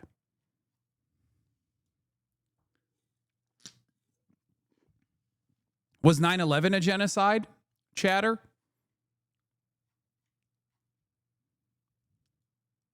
Are you okay? Do you understand, chatters? Isn't it about intent? Okay, yeah. Genocidal intent actually plays a major role. Okay, yeah. What do you think the intent of October 7 was? To genocide all Israelis? Is that what you think October 7 was about?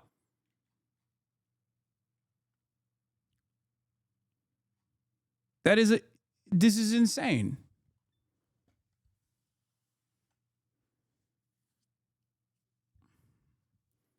I don't question his morals as much as I question his political acumen. Yeah, I don't think his morals are different here.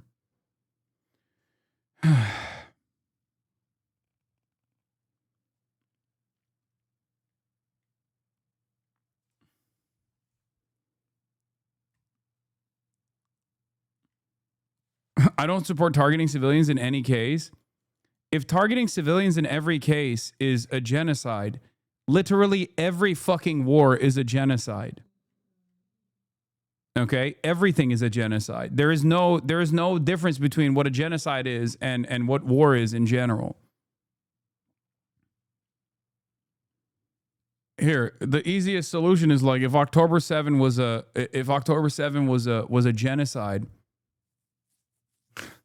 I can't even fucking do it. I'm sorry. That's so fucking stupid.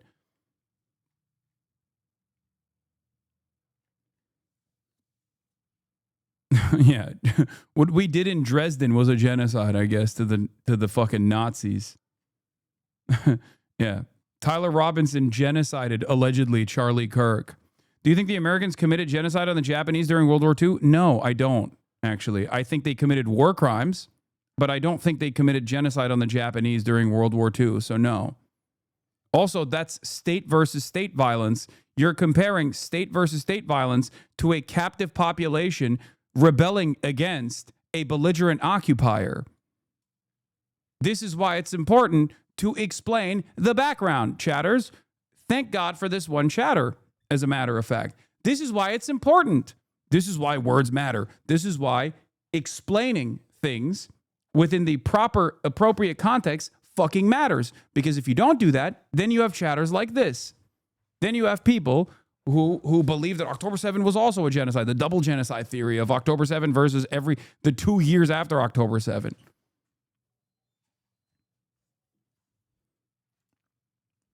Like you cannot look at World War II, a war between two states in the Pacific theater, as October 7, where the Palestinian resistance groups conducting a military operation breaking through the Gaza boundary, okay, to try and kidnap Israelis, to draw back Israel to the negotiations table with very specific, laid out, clear-cut goals, moving in the direction of developing sovereignty for the Palestinians as America's firebombing of Tokyo.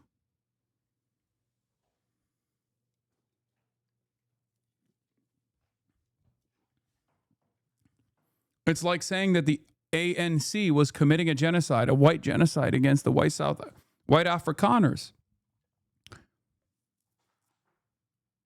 Or the FLM was committing genocide. It's like saying the IRA was committing genocide. There's actually a real debate amongst scholars on whether 10-7 constituted genocide, but I don't think there's a case for it. It's far easier to argue that the attack was a political maneuver by the resistance than an attempt at extermination. It would be similar to any other genocide, and to me is more similar to Native American raids on white towns during American settlement. Yes, that's precisely what it is. That is precisely what it is.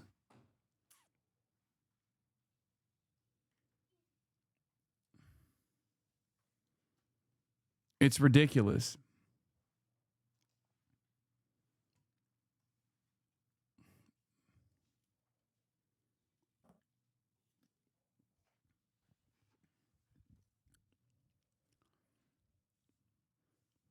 Ultimately, if you considered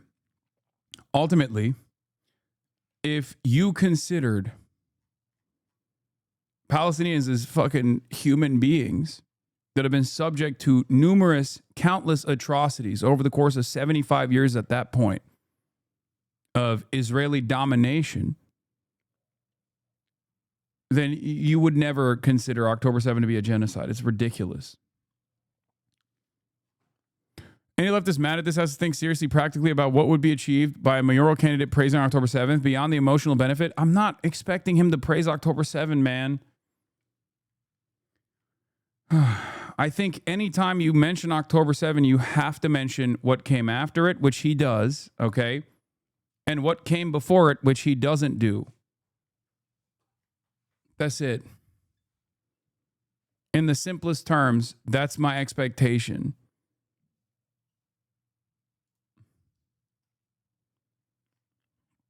Because if you don't do that, then there is a false symmetry that you create. And that false symmetry is exactly what Israel and Israel defenders use to varying degrees. It's not the worst statement of all time, as some people are presenting it. Like, I think Grant Plattner's statement is worse. On October 7, Hamas launched a horrific terrorist attack against the people of Israel. 2 years later, I'm still calling for all the hostages to be released and for this war to finally end. It's time for peace. Like, that's ridiculous. That's fucking ridiculous. Like, what are we doing? What do you mean? Yeah, I can't believe October 7 happened. Well, I got into a coma on October 8th, 2023, and just woke up from that coma on October 7, 2025. So I'm just oblivious.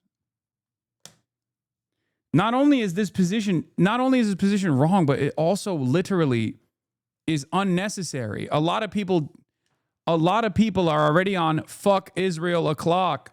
And I think these statements are unnecessary. Like, the way that they're presenting this is not even fucking necessary. You're not winning anybody over because they already know you're anti-genocide while you're simultaneously pissing off people. It makes you look insincere. Zoran's statement is far better than Graham Plattner's statement, okay? Which just begins and ends on October 7.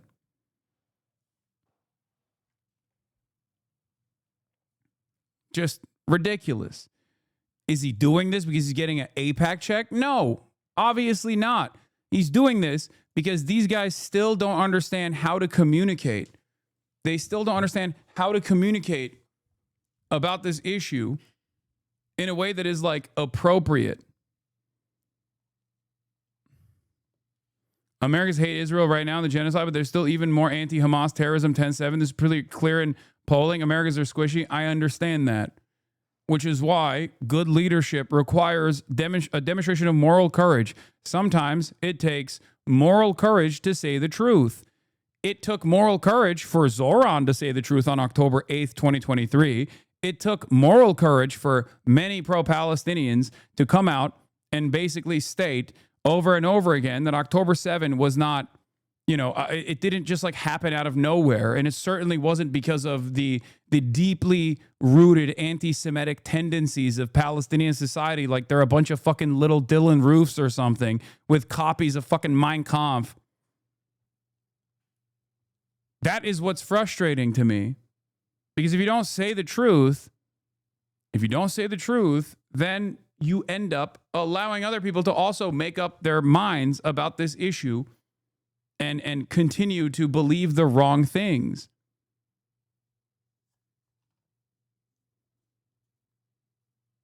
It is a misrepresentation.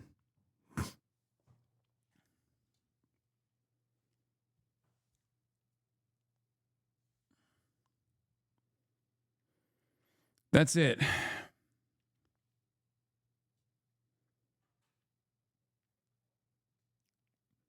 Do not misrepresent my position. My expectation is not for them to like praise October 7 or something. I never have.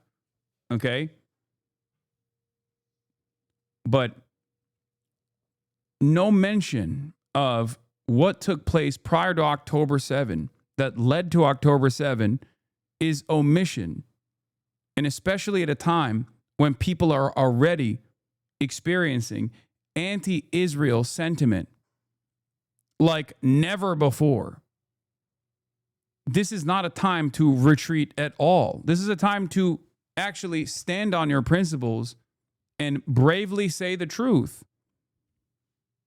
Even if you start a conversation about that, that's still objectively a good thing. Not only is it objectively a good thing, it's also one that I know will be beneficial for you.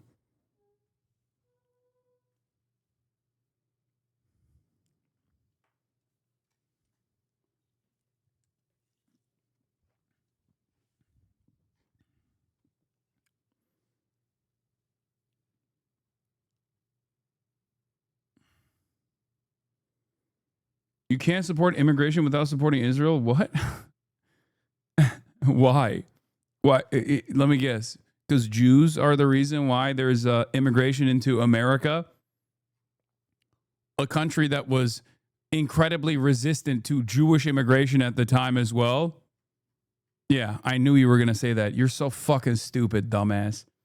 Yeah, it was Jewish mind control that made Americans made America the nation comprised entirely of immigrants. Okay, that's what it was. Clean and simple. Yeah, it's clean and simple if you're a fucking idiot, dude. If you don't understand anything about how America formed as a country. Thank you for agreeing. Yes, I'm agreeing that you are a moron.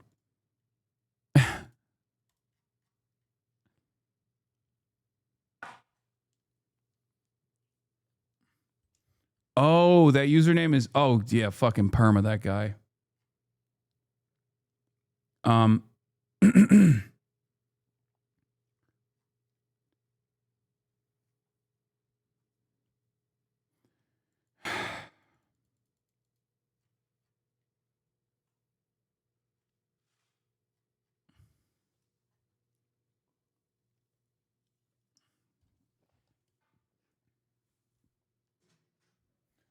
I think educated pro-Palestine people underestimate how many normies are not knowledgeable of the occupation apartheid that existed before October 7. These normies could even be anti-genocide, anti-Israel, and still not fully understand the extent of the previous Israeli occupation of Palestine. That's why recognizing the context both before and after October 7 is so important. Thank you. Exactly. You put it into words that are so easy to understand. Thank you, Social Cat 6. That's my point. Precisely. Well said. Well said. It's that simple, especially at a time when there's like unprecedented anger towards Israel for its transparent genocide that has taken place for the past 2 years. There is no reason to not talk about how Israel has utilized October 7 to further its genocidal ambition and how Israeli occupation has led to October 7 to begin with. Maybe I'm missing something, but I just don't see the equivocation in Zoran's statement. Zoran's statement is not as bad as the average person that's coming out today, okay? It's not. People are obviously going to be extra critical of him because he has spent many, many years being an avowed anti-Zionist, okay? That is the reason why a lot of people are extra critical. We are always more critical to our closest allies. That's how it usually goes. My only take on this one, my only take in this moment is like I said, mentions of October 7 without talking about like what led to October 7 is omitting key details. That's it. That's it. Do I believe that he's no longer an anti-Zionist? Fuck no. I don't think so at all. But especially given his background, I think like any sort of statement on this issue that does not talk about what came after and what came prior, which he did talk about what came after without like tying it back to October 7, ironically enough, but did not mention what came before, creates a false symmetry between the Palestinian initiatives for liberation and also Israel's genocidal apartheid regime and occupation prior to October 7 and certainly after October 7 as well. Okay, you are better than him on this. I got it. Wait, what? Dude said he wants to arrest Bibi. Eat me with your hyperbolic ass, dude. Lost that guy to Candace. Not that bad. Spending 90 minutes on why it's bad. Okay, you are better than him on this. Got it. Yeah, that's what I was trying to do. I was trying to flex how fucking moral I am. Why is it that there's no nuance ever fucking allowed in this conversation, especially about people that I openly state my admiration for? You've been in here for fucking 59 months. I'm not saying he's like CIA or he's just like controlled opposition or anything like that. I'm not saying those things. I think those things are stupid. Okay?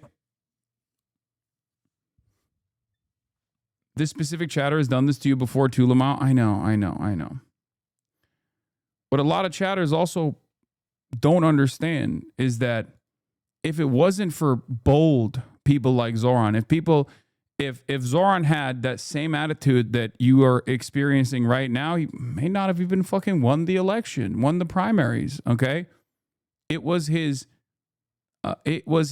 position that was previously seen as radical that many people now take for fucking granted because he actually was uncompromising.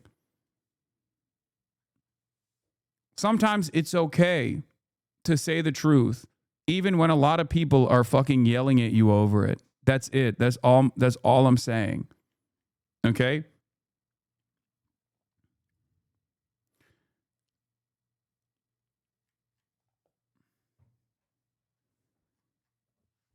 Okay? This is not to say like he's betrayed the cause or anything like that. I'm not saying those things. Calm the fuck down. When is it not okay to say the truth? I mean, I think it's always okay to say the truth.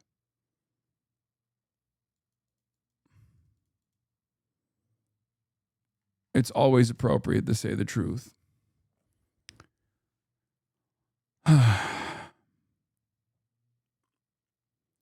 Low bar, but I think Zoran's political instincts, especially on Israel-Palestine, are better than AOC? Yes. Well, Zoran has that background as opposed to AOC not having that background.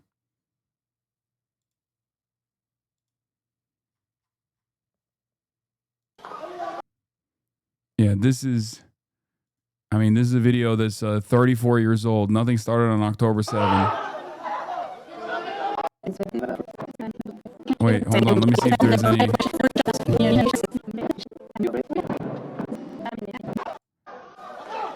I'm trying to see if there's TOS on this.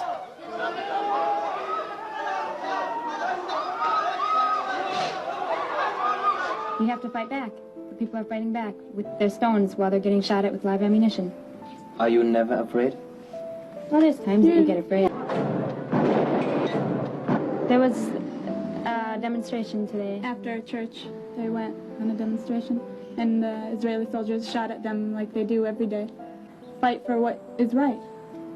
And that's what you have to do. You can't be afraid. But you will lose your life. But it's better to lose your life than to live under occupation.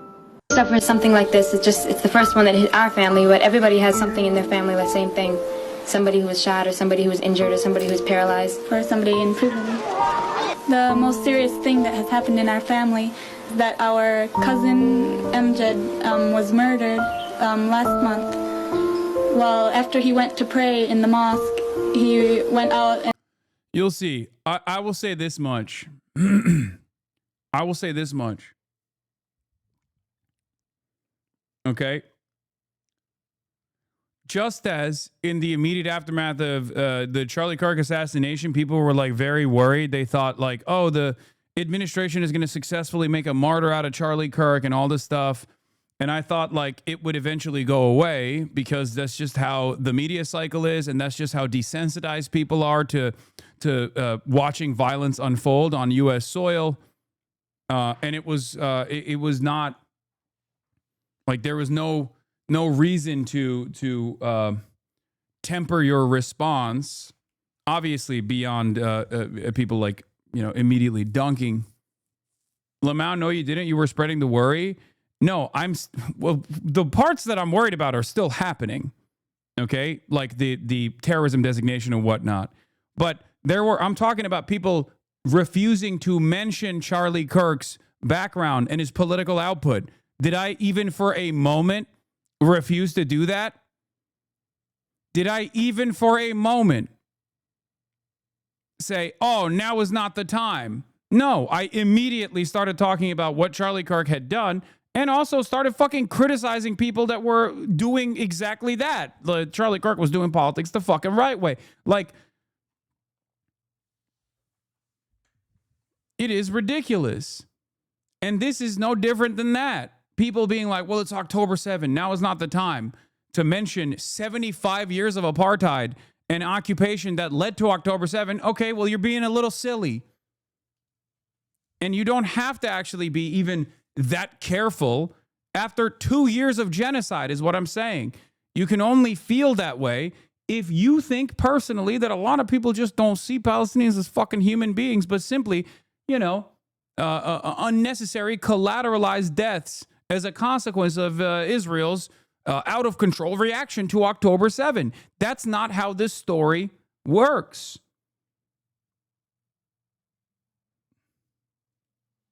That's it. And there was a demonstration, and the soldiers caught him, and they tortured him very badly, and then they shot him later in the heart, close range. They tortured him. He was only 14. Yeah, it's like saying Israel's doing the Middle East the right way. Anyway, here, students ignore Starmer's call to respect October 7th's anniversary. October the 7th in London. A chant viewed by many as a highly offensive anti-Semitic call for the destruction of Israel. Oh my Lord. Oh my Lord.